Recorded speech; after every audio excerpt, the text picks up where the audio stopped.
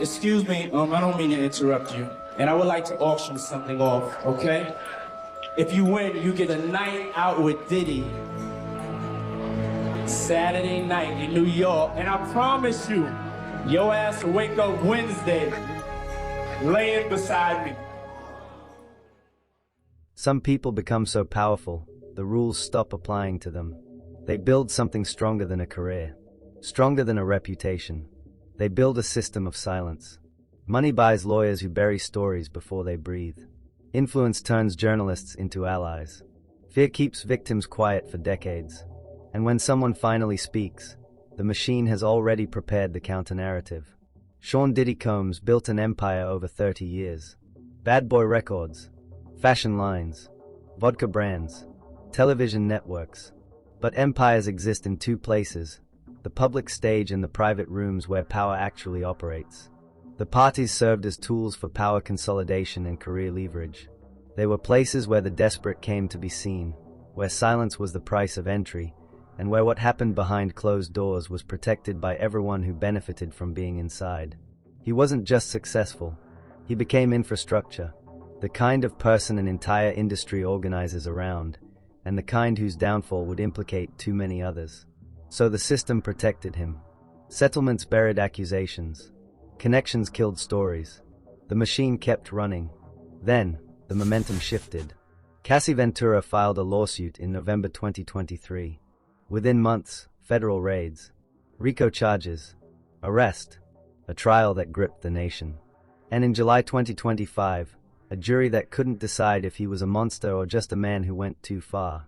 History repeats this pattern. Weinstein, Cosby, R. Kelly, Epstein. The powerful don't fall because they finally did something wrong. They fall because the system protecting them calculates that the cost of loyalty is too high. The silence breaks when more people profit from speaking than from staying quiet. This is how untouchable power actually works. And this is what it looks like when it stops working. Sean Combs didn't come from money. He came from Harlem. His father was killed when he was 2 years old. He hustled his way into Howard University, then dropped out to chase something bigger. In 1990, he became an intern at Uptown Records. Within 2 years, he was a talent director with a clear vision for what sold. He signed Mary J. Blige and Jodeci. When Uptown fired him in 1993, Combs didn't skip a beat. Most people would have taken years to recover. Combs launched Bad Boy Records that same year. Within months, he signed the notorious B.I.G. The partnership redefined hip-hop. Ready to Die went quadruple platinum, and Bad Boy became the sound of mid-90s New York. Then Biggie was murdered in 1997. The East Coast-West Coast war had consumed the industry. Death sold records, but it also created chaos. Combs could have disappeared into that chaos. Instead, he released No Way Out as Puff Daddy. The album went 7 times platinum. I'll Be Missing You stayed at #1 for 11 weeks. He didn't just survive the loss of his biggest star. He became the star. Bad Boy Records functioned as a factory, producing a steady stream of hits from Faith Evans, 112, Total, Maze, and The Lox. Each act was carefully curated for maximum commercial appeal. Combs understood something fundamental. In entertainment, perception is currency. He changed his name constantly. Puff Daddy, P. Diddy, Diddy. Each reinvention came with new ventures. Sean John clothing line launched in 1998. Within years, it was doing $450 million in annual revenue. He won the CFDA Menswear Designer of the Year award in 2004. His Cîroc vodka partnership in 2007 transformed the brand from a niche product into a market leader, moving millions of cases annually. By the time he launched Revolt TV in 2013, his portfolio was a strategic web where each venture reinforced the others. The musician became the mogul. The mogul became the brand. The brand became untouchable. By the 2010s, Forbes was regularly listing him as one of the wealthiest figures in hip-hop. Net worth estimates ranged from $740 million to nearly $1 billion. But wealth alone doesn't make someone untouchable. Access does. The parties became legendary. The public events were performances. The real power happened in private. The parties became the vetting ground. To be in with Diddy was to be in with the industry. As court testimony later revealed, these events followed a strict hierarchy. There were the white parties in the Hamptons for the public, and then there were the freak-offs people whispered about. These were auditions and testing grounds where rising artists, desperate for a break, found themselves in rooms with the man who controlled their futures. The parties ran on a simple economy: access for silence. You wanted to be in the room. You wanted the photo. You wanted the connection. And in exchange, you learned what could be talked about and what couldn't. Celebrities attended. Executives attended. People who would later claim they had no idea attended. The machine worked because everyone benefited from it working. The label made money. The artists got exposure. The enablers got paid. The witnesses got access. And the people who didn't benefit, they signed NDAs. They took settlements. They disappeared from the industry entirely. This is how systems of power sustain themselves. They make participation more profitable than resistance. For decades, it was a winning strategy. The allegations didn't start in 2023. They started decades earlier. In 1999, a nightclub shooting at Club New York injured 3 people. Combs was arrested along with then-girlfriend Jennifer Lopez and rapper Shyne. The trial lasted weeks. Combs was acquitted. Shyne went to prison for 10 years. The optics were clear. Combs walked away. Others paid the price. Throughout the 2000s, rumors circulated. Industry insiders traded stories that never made it to print. Assistants quit abruptly. Relationships ended with sealed settlements. Some people knew. Some people warned others. Some people said no. Then, in January 2024, comedian Katt Williams appeared on Shannon Sharpe's Club Shay Shay podcast. The conversation lasted 3 hours and covered Williams' entire Hollywood career. At one point, Sharpe asked about turning down money in Hollywood. Now, I've had to turn down $50 million 4 times. 4 times. Just to protect my integrity and that virgin hole I was telling you about. Right. Because P. Diddy be wanting to party. And you gotta tell him no. You got to tell him no. I did.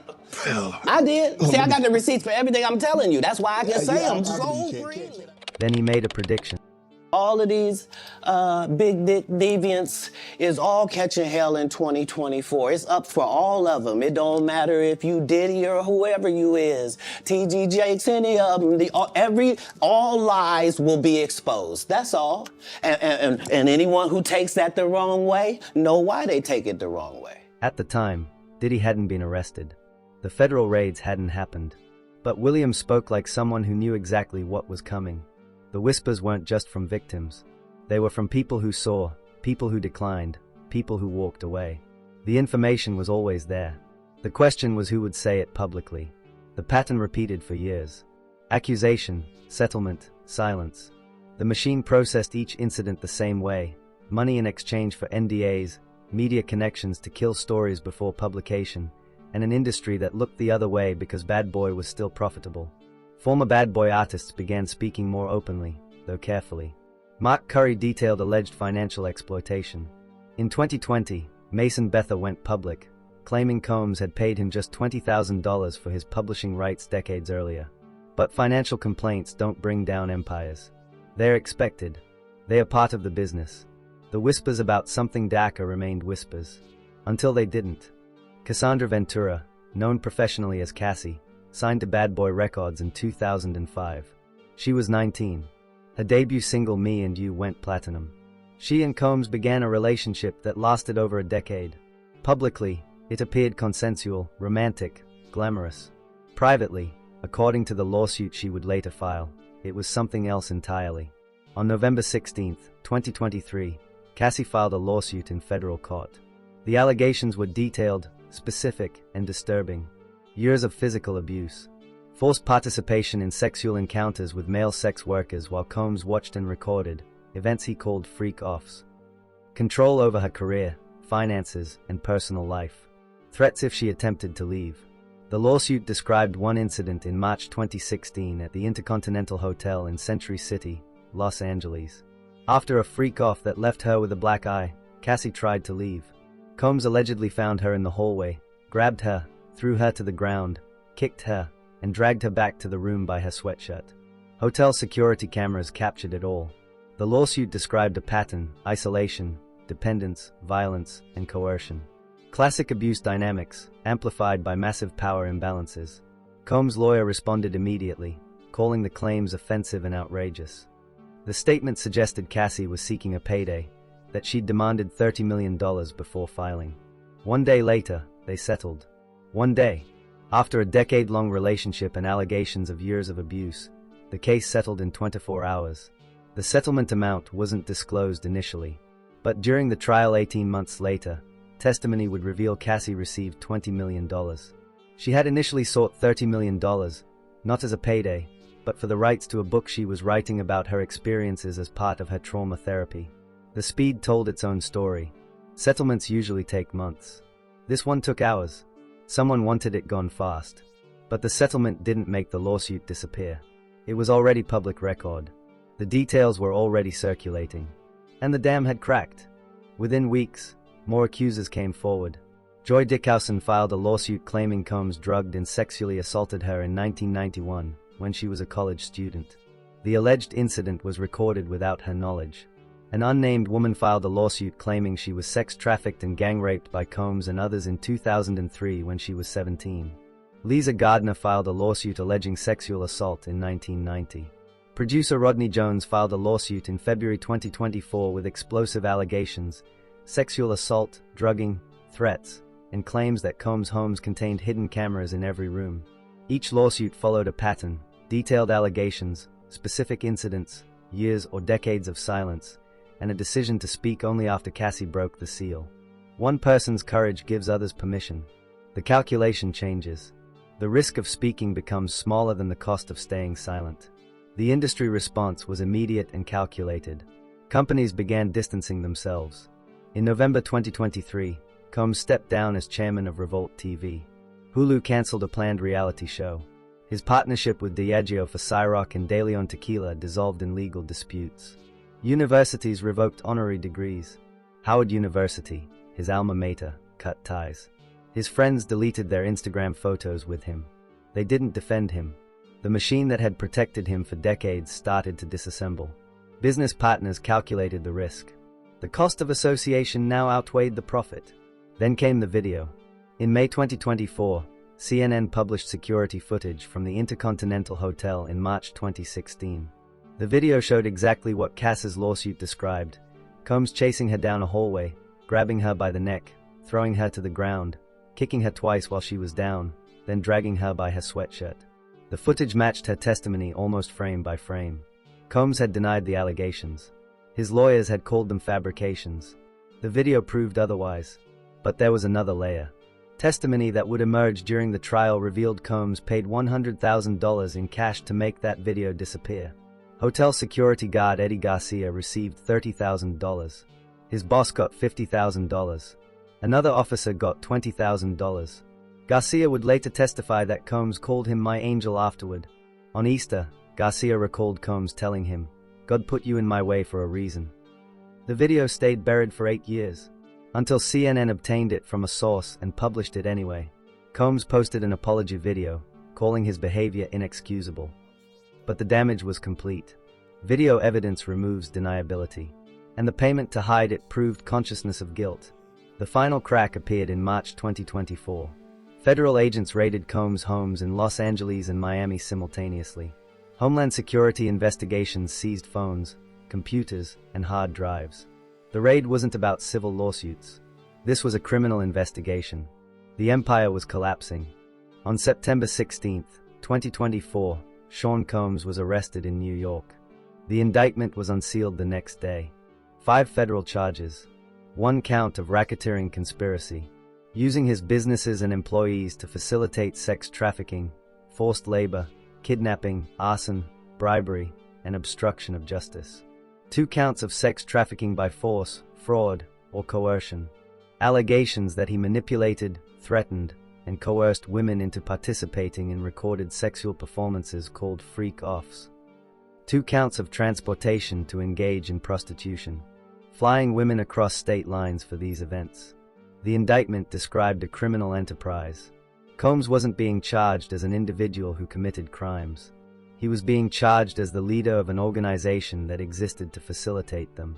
The document detailed how the business infrastructure enabled the alleged crimes: employees who booked hotel rooms, arranged travel, and delivered supplies; staff who cleaned up afterward; security who intimidated witnesses; lawyers who arranged settlements. The indictment alleged Combs kept videos of the freak-offs as collateral, insurance against anyone speaking out, proof that if victims talked, he could destroy them. Prosecutors described searches of his properties that found 3 AR-15 rifles with defaced serial numbers, large quantities of ammunition, and over 1,000 bottles of baby oil and lubricant, supplies allegedly stockpiled for the freak-offs. The specificity was damning. His lawyers requested bail. The judge denied it.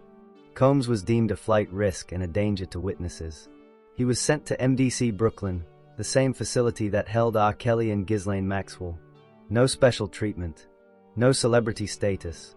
The man who once controlled access to an entire industry was now in a jail cell. On May 5, 2025, the trial began in Manhattan Federal Court before Judge Arun Subramanian. The prosecution built its case over 7 weeks. Cassie Ventura took the stand as the star witness. She described years of abuse, the coerced sexual encounters, the violence, the control. Her testimony was detailed, emotional, consistent with what she'd written in her lawsuit. The defense argued the relationship was consensual, that the freak-offs were mutually agreed upon, that Cassie was a willing participant who only reframed things as abuse after their relationship ended. Then came the hotel video.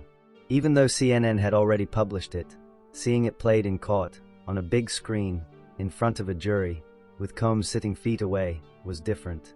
Hotel security guard Eddie Garcia testified about the $100,000 payment, about how Combs had called him "my angel," about how the video was supposed to disappear forever. Other witnesses testified about the infrastructure, the assistants who booked the hotels, the employees who delivered supplies, the pattern of behavior that allegedly spanned years. The defense attacked Cassie's credibility. They highlighted the $20 million settlement, suggesting she had profited from false allegations. They pointed to texts and emails that showed affection, moments that contradicted the narrative of constant abuse. The prosecution argued that abuse isn't constant, that abusers can be charming, loving, generous between episodes of violence, that the good moments don't erase the bad ones. For nearly 2 months, the trial consumed public attention. Every day brought new testimony, new details, new evidence. The question the jury had to answer wasn't just, did these things happen? It was this a criminal enterprise, or was this a toxic relationship that occasionally crossed legal lines? On July 2nd, 2025, after more than 12 hours of deliberation, the jury returned their verdict. Not guilty, racketeering conspiracy. Not guilty, sex trafficking, count 1. Not guilty, sex trafficking, count 2. Guilty, transportation to engage in prostitution, count 1. Guilty, transportation to engage in prostitution, count 2. The courtroom was silent. Cassie cried. Combs showed no reaction. The jury had rejected the prosecution's most serious allegations. They didn't believe he ran a criminal enterprise. They didn't believe the sex trafficking charges, but they did believe he transported women across state lines for prostitution. That specific, narrow crime with specific, provable evidence. It was a split decision. Neither side won completely. Neither side lost completely. On October 3, 2025, Judge Subramanian sentenced Sean Combs. The prosecution asked for 11 years. They argued the pattern of behavior demanded serious consequences, that the acquittals didn't erase the evidence, that the jury had found him guilty of serious federal crimes. The defense asked for 14 months. They argued the acquittals showed the relationship was fundamentally different than the prosecution claimed, that the guilty verdicts were for lesser offenses, that Combs had already lost everything: his reputation, his business empire, his freedom. Judge Subramanian sentenced him to 50 months, 4 years and 2 months in federal prison, plus a $500,000 fine and 5 years of supervised release. The judge cited a years-long pattern of violence against women while acknowledging that the jury had rejected the more serious charges. The sentence fell almost exactly in the middle of what each side requested. Combs' attorneys immediately announced plans to appeal, arguing the judge sentenced him for conduct the jury had acquitted him of. But for now, Sean Combs remains in custody at MDC Brooklyn. The man who threw parties that shaped a generation is in a prison cell. The empire is gone. The parties are over. The machine has stopped running. This story is familiar because we've seen it before. Harvey Weinstein used his position at Miramax to allegedly assault women for decades. He had NDAs, settlements, and an army of lawyers. He was convicted and sentenced to 23 years in prison. R. Kelly's abuse of underage girls was an open secret in the music industry for over 2 decades. He wrote "Age Ain't Nothing But a Number" for Aaliyah when she was 14. He married her when she was 15. He was convicted and sentenced to 30 years in prison. Bill Cosby's assaults allegedly spanned 5 decades. Over 60 women eventually accused him. He was convicted and sentenced to 10 years, though the conviction was later overturned on a technicality. Jeffrey Epstein built an entire infrastructure for trafficking minors. His connections included presidents, princes, and billionaires. He died in prison before trial. The pattern repeats. Phase 1. Power accumulation. Success creates access. Access creates opportunity for abuse. Phase 2. System building. Wealth buys lawyers, fixes, and silence. The abuser becomes infrastructure that others depend on. Phase 3. Whispers ignored. Victims speak, but quietly. Settlements happen. NDAs are signed. The machine keeps running. Phase 4. The crack. One person speaks publicly. Others follow. The calculation changes. Phase 5. The collapse. Once the system decides protection is too expensive, it dismantles quickly. Allies disappear. Partners flee. Investigators get access. The question isn't why these men fell. The question is why it took so long. Combs' conviction and sentencing teach us 3 uncomfortable lessons about power. First, silence is a business model. NDAs weren't paperwork, they were infrastructure. Settlements weren't resolutions, they were investments in continued operation. The system worked because staying quiet paid better than speaking up. Until it didn't. Second, complicity is profitable. Everyone around the abuse benefited from it continuing. The employees who booked the hotels, the security who intimidated witnesses, the lawyers who drafted the agreements, the business partners who looked away, the journalists who killed stories, the industry that kept booking him. Complicity wasn't passive, it was compensated. Third, justice is complicated. The jury acquitted Combs of the most serious charges. They didn't believe he ran a criminal enterprise. They didn't convict him of sex trafficking. But they did find him guilty of specific crimes with specific evidence. The outcome satisfied no one completely. The victims felt he got away with more than he was punished for. His supporters felt he was convicted based on a toxic relationship, not criminal behavior. And that uncomfortable middle ground might be closer to the truth than either narrative. Maybe he wasn't running a criminal organization. Maybe it was a pattern of toxic, abusive relationships where money and power created opportunities to cross legal lines. Maybe both things can be true. Maybe the reality of how powerful men abuse power is messier than we want it to be. But the jury's mixed verdict reveals something important. Even when the system works, even when victims speak and prosecutors prosecute and juries deliberate, the outcomes are often ambiguous. 4 years in prison for a man who allegedly abused women for decades. Is that justice? Ask 10 people, get 10 different answers. The fall happened quickly. One lawsuit in November 2023. Federal arrest 11 months later. Trial in summer 2025. Conviction in July. Sentencing in October. 4 years in prison.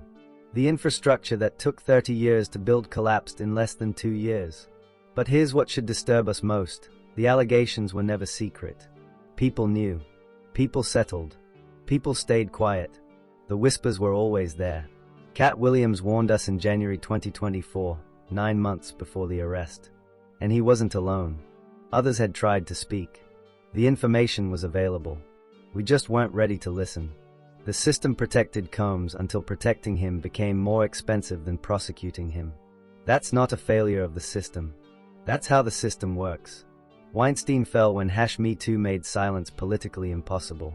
R. Kelly fell when streaming services faced public pressure. Cosby fell when the number of accusers made denial unsustainable. Epstein fell when his usefulness to powerful people ended.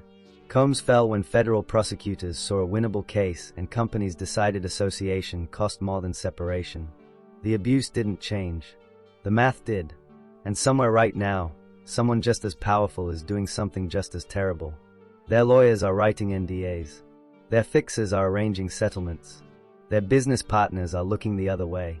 Their systems are working. The only difference is that their protection is still profitable. For now, the question we should be asking isn't about the past. It's about right now. Who is being protected today? What systems are still operating? Which powerful person's downfall are we watching in slow motion without realizing it yet? Because history shows us that these systems don't prevent abuse. They delay accountability. Sometimes for years. Sometimes for decades. The abuse happens anyway. The victims suffer anyway. The only variable is how long the powerful stay protected. And that depends entirely on when the people doing the protecting decide the cost is too high. Sean Combs sits in MDC Brooklyn tonight. 4 years and 2 months ahead of him. The parties are over. The empire is gone. The system that protected him has moved on to protect someone else. That's not justice. That's just math. Sean Combs' trial ran from May to July 2025. On July 2nd, 2025, he was acquitted of racketeering conspiracy and 2 counts of sex trafficking, but convicted on 2 counts of transportation to engage in prostitution. On October 3rd, 2025, he was sentenced to 4 years and 2 months in federal prison, fined $500,000, and given 5 years of supervised release. As of December 2025, the appellate process has officially commenced.